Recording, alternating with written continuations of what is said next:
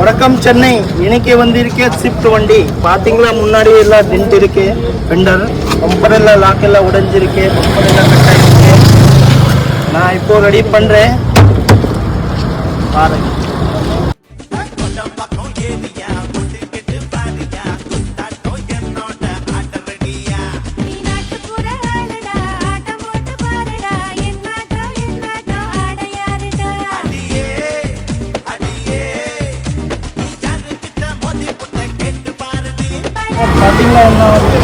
சூப்பராக இருக்குது ஒர்க்கு.